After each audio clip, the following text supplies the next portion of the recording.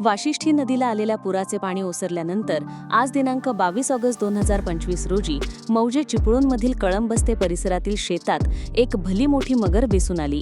शेतकरी श्री प्रशांत घोरपडे यांनी ही बाब तात्काळ वनविभागाला कळवली.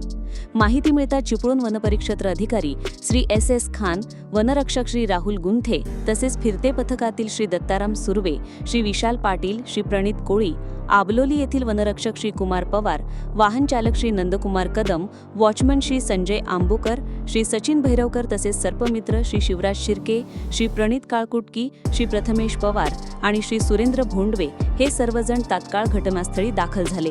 या ठिकाणी मोठा पिंजरा लावून शेतातील मगरीला सुरक्षितपणे पकडण्यात आले. तब्बल 12 फूट लांबीची ही मगर जेरबंद झाल्यानंतर तिची स्थिती व्यवस्थित असल्याची खात्री करून घेण्यात आली. त्यानंतर मगरीला तिच्या नैसर्गिक अधिवासात पुन्हा सोडण्यात आले.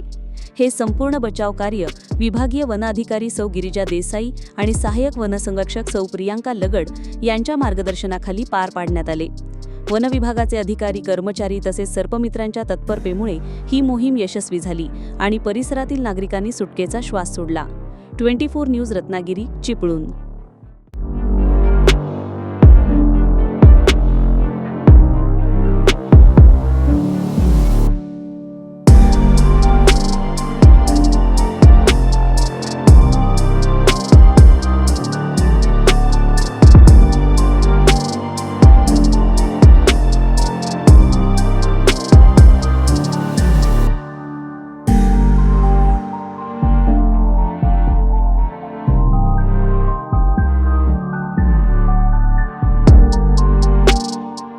अशाच नवनवीन घडामोडी पाहण्यासाठी 24 न्यूज चॅनलला आत्ताच सबस्क्राईब करा, शेअर करा आणि बेल आयकॉनला प्रेस करायला विसरू नका.